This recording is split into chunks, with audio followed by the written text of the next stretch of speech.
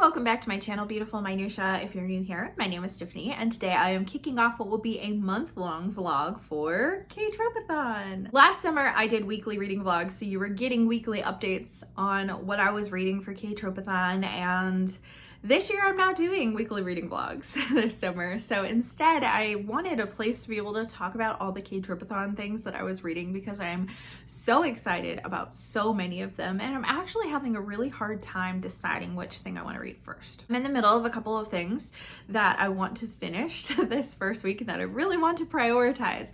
So as a result, I think that one of the first things that I'm going to start with for K-Tropathon will actually be a manga, and I'm trying to decide which manga I want to start with. So I have two options. The first option I did talk about in my TBR video, and that is I Want to Eat Your Pancreas, which is such a hilarious title because I'm pretty sure it's about some high school students, and one of them befriends a girl that he finds out actually has like a pancreatic disease or pancreatic cancer, one of the two. So it's not like, it sounds like a horror, and it's absolutely not.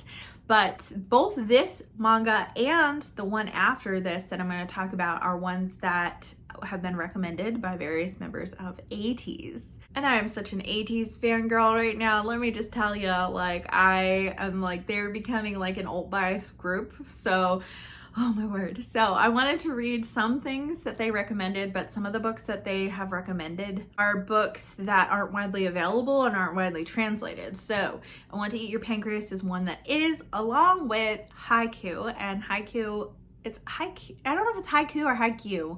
I don't know. It's about a group of boys in high school that are playing volleyball, and they've really liked this manga series. Several of them have talked about it, so I would love to give this a try and see what I think. So I have volume 1 on my Kindle right now. Apparently this has also been turned into an anime show, so there's that as well. And so I could always like watch an episode of the anime too if I wanted to do that. So I'm really excited to give this a try. I've also been doing some menu planning, and I am totally going to be making some Korean food this week, surely throughout the entire month, but I already have some pork belly in the fridge that has been marinating and is going to be ready for air fryer pork belly tonight. I'm really excited about that. And I also want to make some Korean seafood pancakes as well. So I bought the stuff for that this week too. Although I'm kind of cheating because I'm just using shrimp instead of using, you know, also squid and other various seafood ingredients. Shrimp is just what is easily and readily accessible for me because I not only live in a landlocked area, but I also live in an area that is super rural, so I don't have access to a lot of different things. So we're making do. So yeah, and I thought I might make kimchi pancakes too. I don't know. I have all this stuff for that too because I totally bought some kimchi yesterday at the Asian food market that I went to. So I'm very excited. I also want to kind of like get reacclimated with studying Korean because my daughter is going to be starting to learn Korean in earnest for homeschooling this year. And I had started, and I know some phrases and I know the alphabet. I can sound out some things and stuff, but I want to give myself a refresher. So we're going to start at level 1 of Talk to Me in Korean starting in August. But I want to take this month to be studying Korean a lot more regularly, so it's easy to just continue that once we get to the fall. Well, that's it for now. I will share more things with you and check in with you soon.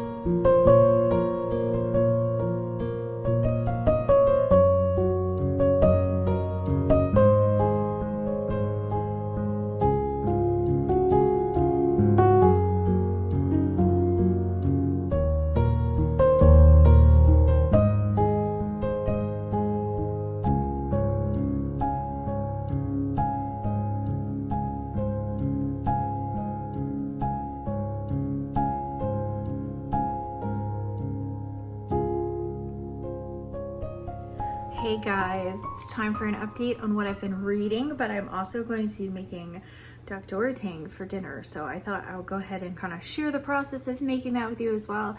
I've made this a ton of times. It's one of my family's favorites.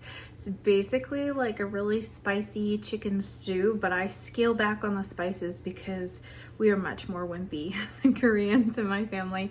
So I do put gochujang in it, which is like the spicy chili paste, but I leave out the gochugaru, which is like the red chili flakes.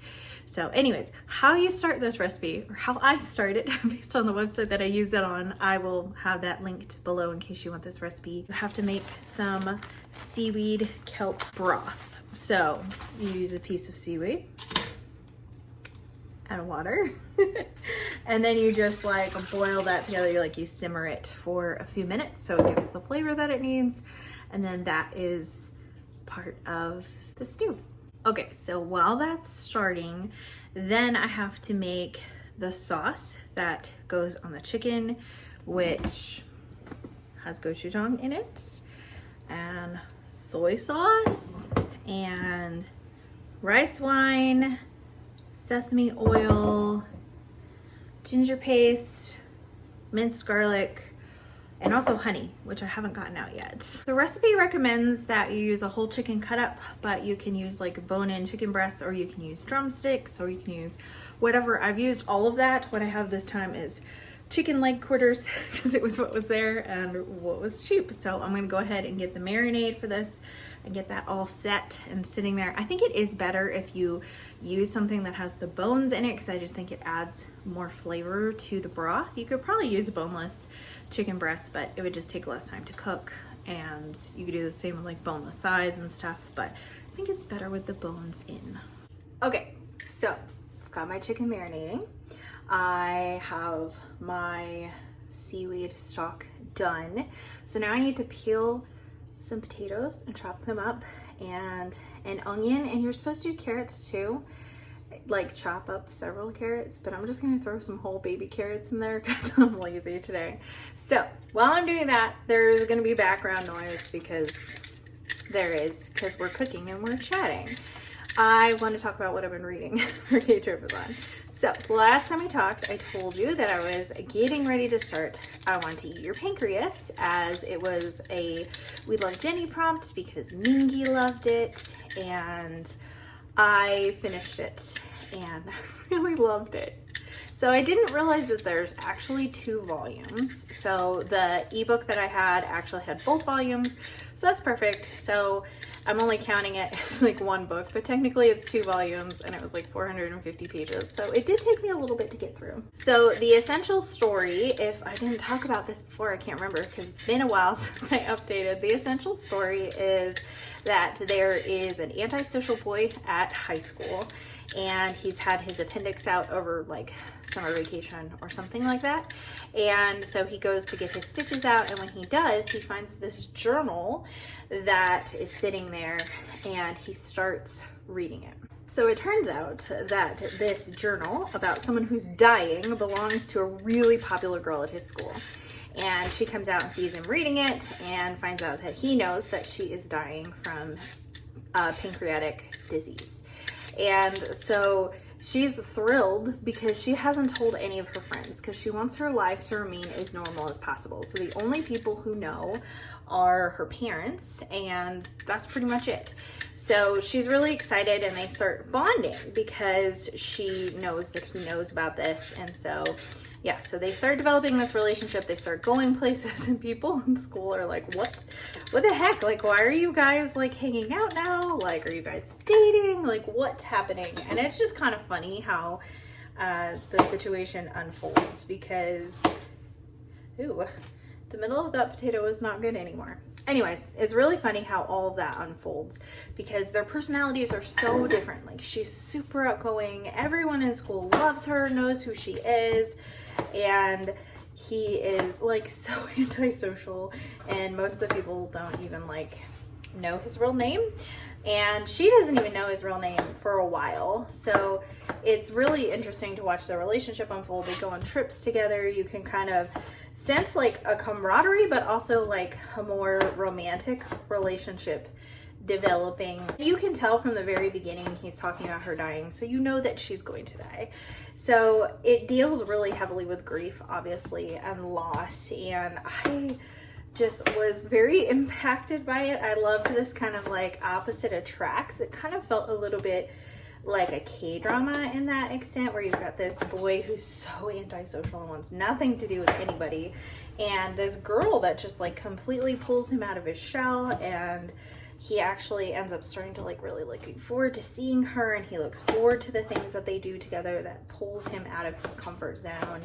And after her passing, you know, she always wanted him and her best friend to be close after she passes, and so it just really like makes him a different person. And she talks about how different he is from her and how he makes her a better person, but then he talks about how she was the one who made him a better person. And so there's just a lot of emotion and heart and some unexpected things that happen as well that are just really well done, that I'm not going to talk about because that would be really spoilery.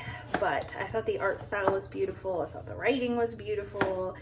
It was kind of like a perfect manga. I really, really liked it. So I am currently reading Welcome to Hyunam-Dong Bookshop, which is the group read. I'm really hoping I'm not going to like cry on camera chopping onions. We'll see. I know there's some tips and tricks of ways for that to not happen. The only one I found that works, I don't know if you've tried this, if you chew gum, you won't tear up. So that's kind of interesting, but I don't have any gum right now, so we're just gonna go with it. Anyways, I am about a third of the way through Welcome to Hyunam-Dong Bookshop, and it's everything I was hoping it would be. So it is so interesting. It's about this girl who has always loved reading, and I think we're gonna get more of her backstory. It's very much kind of about like the rat race and success in Korea, and just like things not working out the way that she had hoped. And so she opens this bookshop, and it also follows the people that she is surrounding herself with.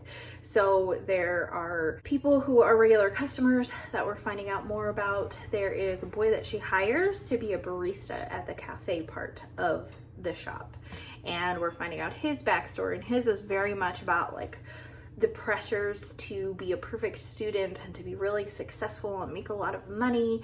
And I really appreciated his story because from what I've heard, that is like a really common pressure in South Korea. And so it was really interesting to see his perspective of being someone that was like a perfect student and had all his ducks in a row, so to speak, and then has trouble getting a job after all of that, despite doing so well. And he felt like that was going to be the success that set him up. And yeah, so then him working at this bookshop as person who is running the cafe, and the relationship that develops between the two of them. Then we've got the person who's supplying the coffee beans, and she's becoming like best friends with the owner of the coffee shop. And it's just like, it's just very cozy and exploring a lot of like emotional things, but also it's so much about just like the power of books. I'm reading it on my Kindle, so I am gonna have to pull up some quotes for you here because I just have really, really loved it. So she talks about how she's kind of like lost her love of reading because of stress and stuff, and now she's reading them again, and she's talking about it was as if she was back to the days of reading from morning to night, giggling as she piled on more books to the stack, scrunching up her face in concentration as she leafed through the pages. And I just feel like that's such an accurate description of a reader and someone with a never-ending TBR. The books welcomed her back with open arms without judging the person she'd become, and accepted her for who she was. Like a well-nourished person who ate 3 good meals a day, she grew stronger. Books are not meant to remain in your mind, but in your heart. Maybe they exist in your mind too, but as something more than memories. Personally, I feel like the books I've read led me to make the choices I've made in life. While I may not remember all the details, the stories continue to exert a quiet influence on me. And it talks about how, you know, reading makes you empathize with others, and that makes you a better person because you care about things outside of yourself. And it's just like, It's so wonderful the way that it talks about reading, and then her actual bookshop, the way that she operates that is incredible. So there's obviously the cafe side and there's other things, and it talks about her, you know, adding more to the bookshop to make it more of a community kind of a thing. But the way that she stocks the books are books that she's read, and it says for each book she read, she penned down her thoughts on memo paper, which she wedged between the pages. The ones she hadn't read, she would put together the opinions of literary critics, book reviewers, and readers she found online. So that way when people are coming in and they're looking at books, if they open up the book, there's a piece of paper inside talking about the thoughts someone had on this book. And so what kind of a book is this? Are you the kind of like the right reader for this book? And I'm like, every bookstore should do this. I know we have books categorized in genres, but how cool would it be to have like the thoughts of someone who's read it in there and how it impacted them and their thoughts on it? Like that would be such a cool experience. Anyway, so far I'm loving it, and I feel like I am the target audience of this book so far. So I'm done shopping now. So I am going to put this together and have it start stewing, and I'll show you how it turns out.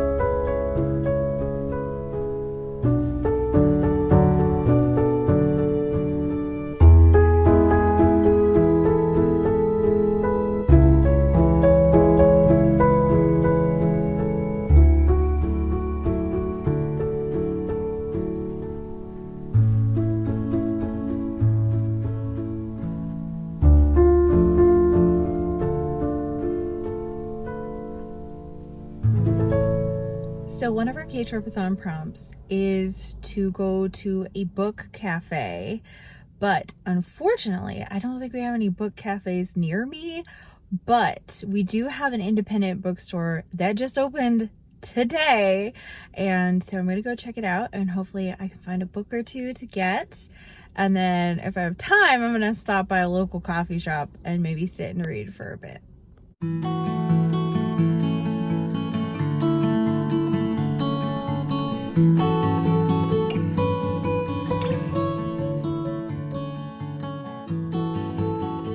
Hey, I am here to wrap up this K-Tropathon vlog. So I did go into the bookstore, but I didn't find anything that I was even remotely interested in, which is unfortunate, but I did go towards the end of the day, so some of their stock may have been down because it was just the first day that they were opening. I did get to go to a coffee shop and read, and I finished Familiar Things by Hwang Suk-young, and this is a book by an author that I really loved, and my favorite K-Tropathon book last year was written by him, Princess Body, and this book is...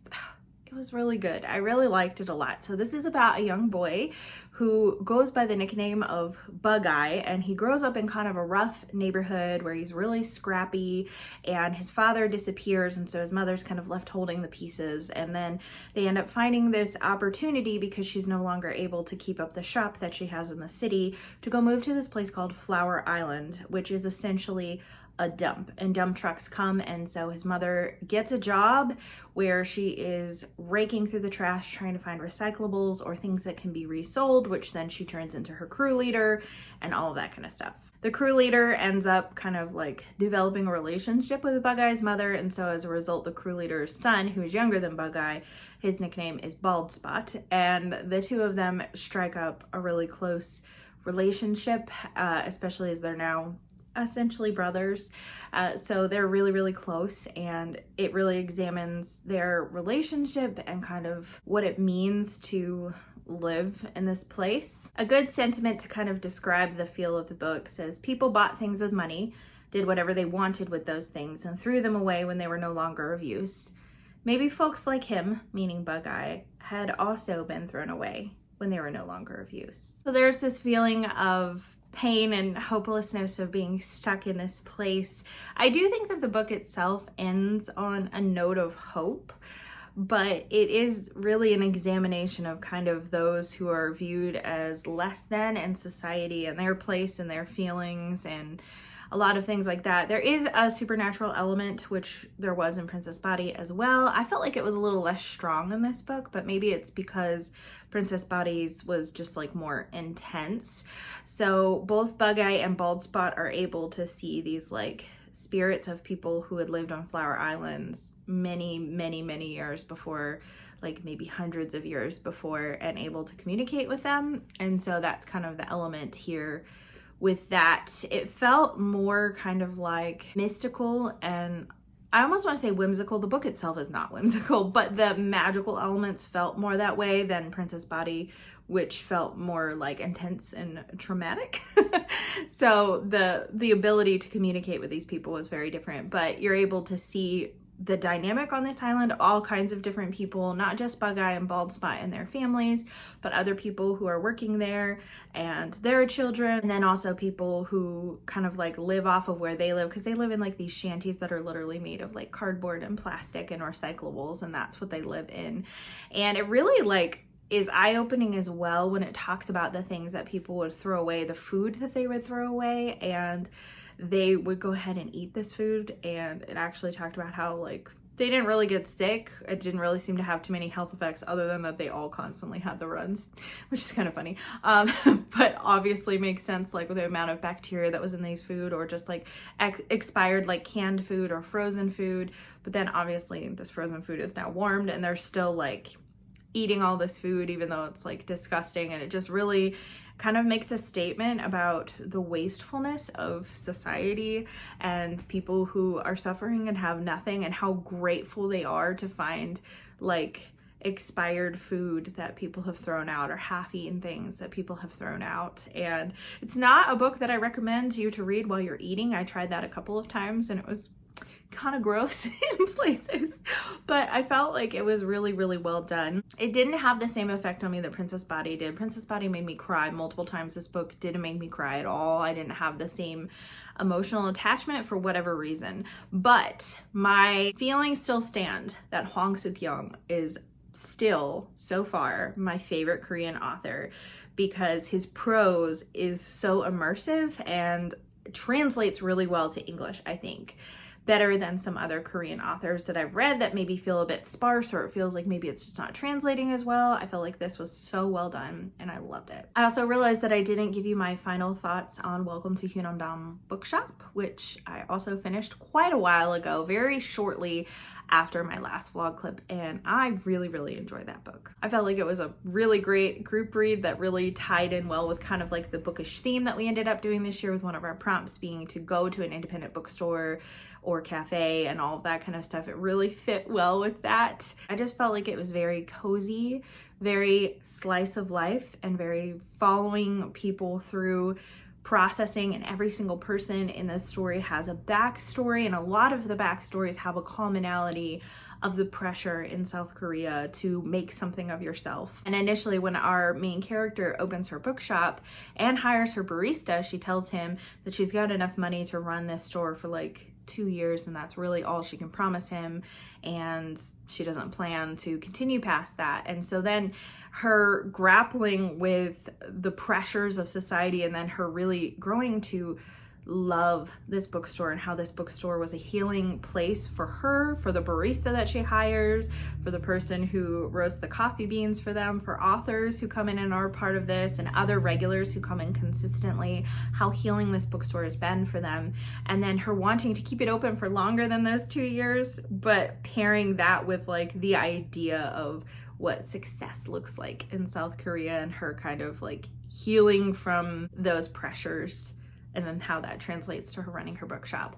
I just thought that it was really beautiful, so well done. I read quotes earlier. I just think that it is just such a great book that talks about the healing power of books and what does it mean like to live a successful life. There are some elements in it that I didn't particularly enjoy, especially some of kind of like the statements about romantic relationships. We've got several characters who have experienced or are experiencing divorce, and I understand kind of the statement of, okay, if this is like an abusive relationship, or you know, whatever you should get out of there kind of a thing. And I completely agree with that. But there's a point where there's one relationship where the people are talking and they saw marriage as a partnership.